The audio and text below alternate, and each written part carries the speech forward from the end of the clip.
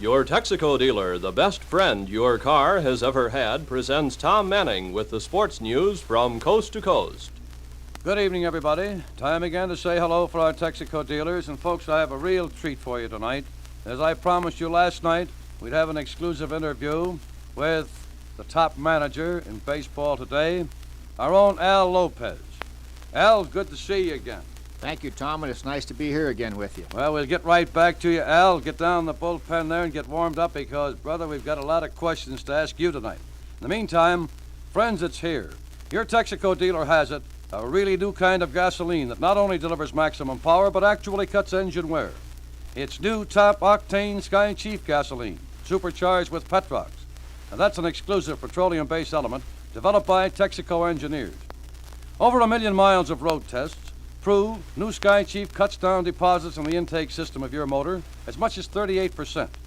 With Sky Chief, you get maximum power, greater gasoline mileage, and you cut down wear and repair bills. And remember this, Sky Chief is 100% climate controlled in all 48 states. Get it now at your Texaco dealer. He's the best friend your car has ever had.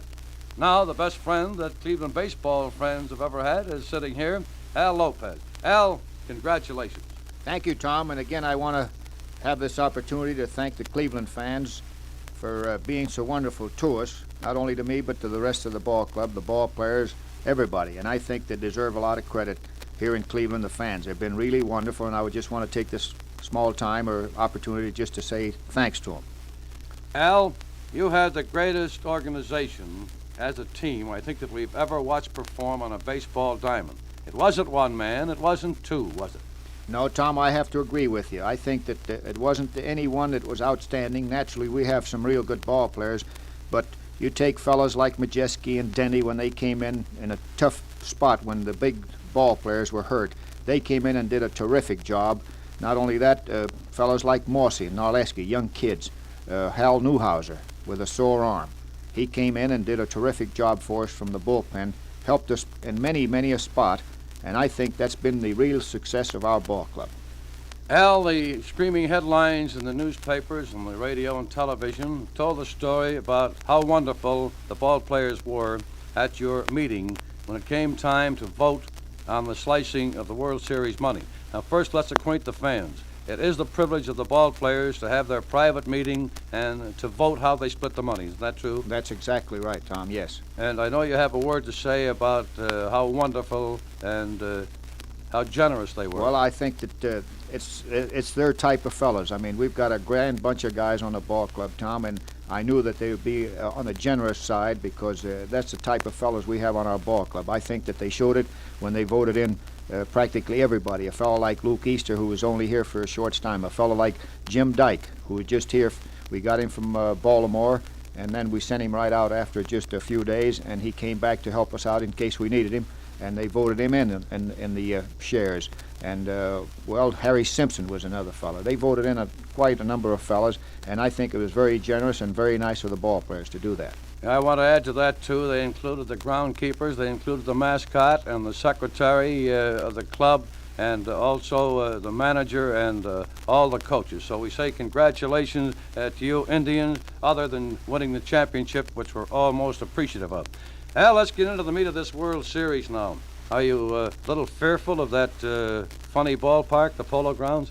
No, Tom, I was in that league quite a number of years, and it's a ballpark, naturally, that they try to build up the ball club according to their ballpark.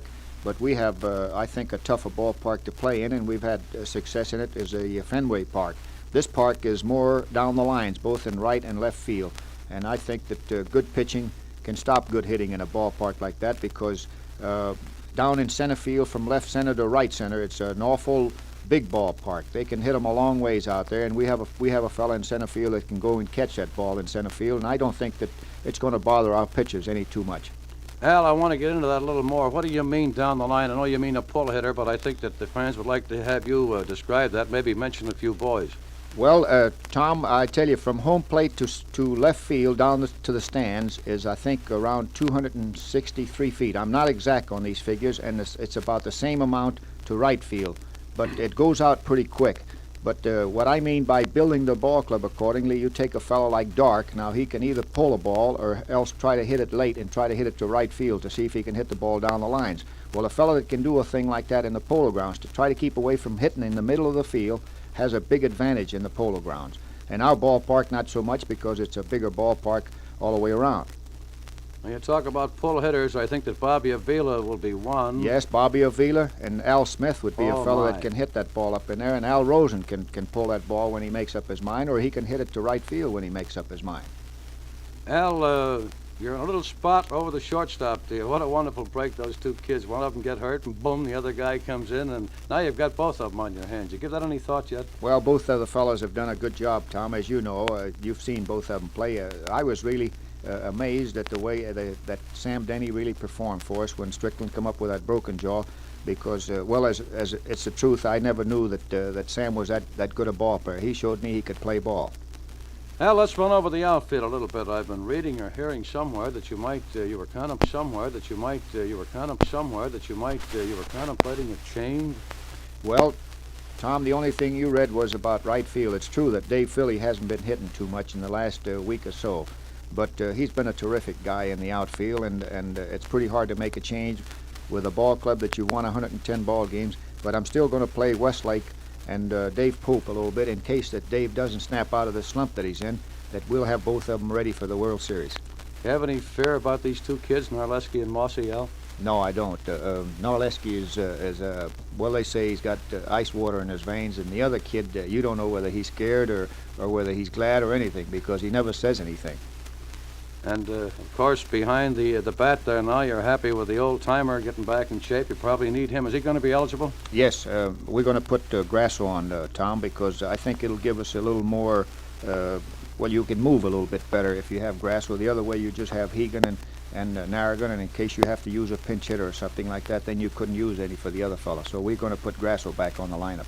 Well, how do you feel the Giants will do in this big, spacious park of ours, Al?